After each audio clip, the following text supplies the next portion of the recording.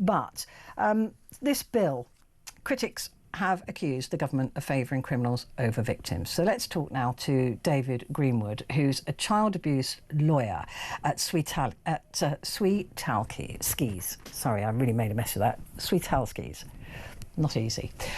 Good to see you, David. Thank you very much indeed for joining me. I did try. Happy trip. I did try. No, that's yeah. David, this is the question. You just heard me use an example there of somebody who is a victim of a very serious crime, waiting longer to get to court, living with all of that, the things that they have to live with, only to find that the person is sentenced and then serves less time than they've waited.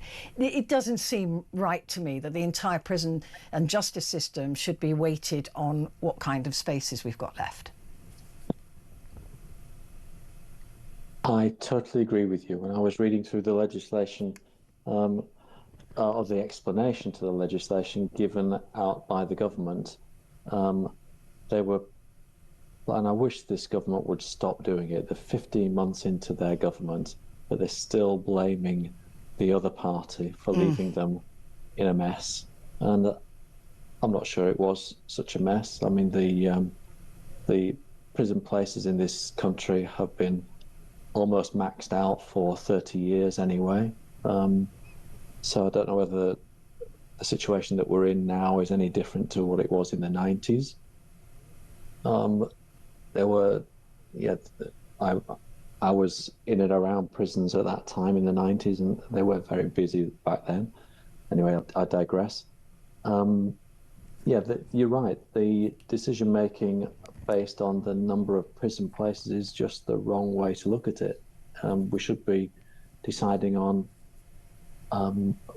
how serious the crime was and how important it is to keep this person off the street. I mean, as I said, you're a lawyer. That's what victims want. Yeah, we'll get to the victims in just a moment. But you're a lawyer for child abuse victims. And so we're looking at a range of criminals in that case, sometimes family, but sometimes external perpetrators, paedophiles, in other words. Is that taken, I mean, I think the public take that seriously enough, but is it taken seriously enough as a crime? It doesn't feel to me that it ever is.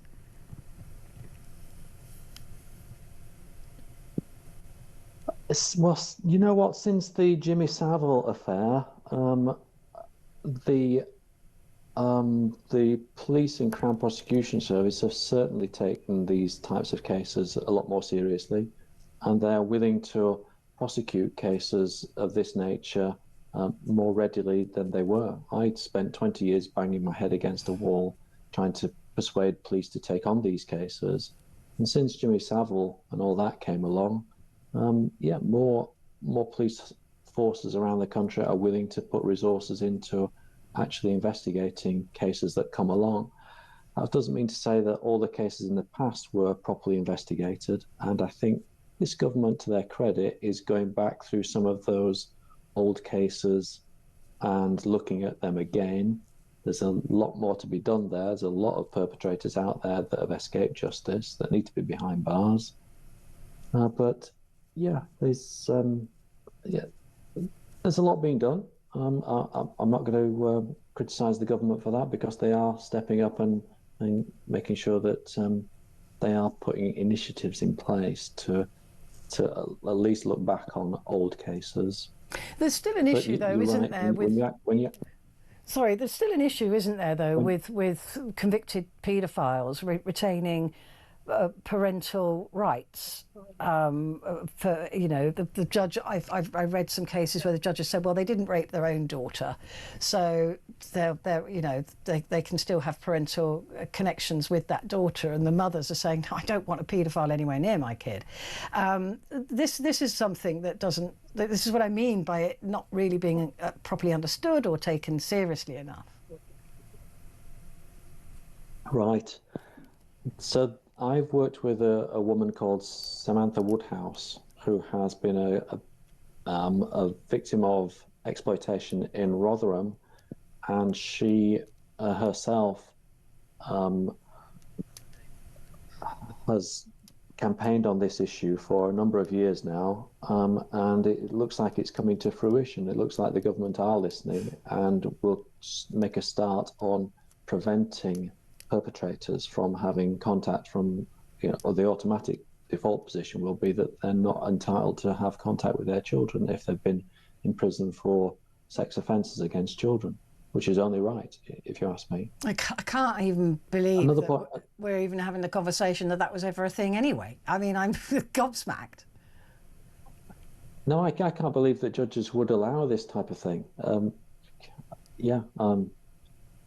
So at least there's something, codified in writing to make it an assumption that this doesn't happen.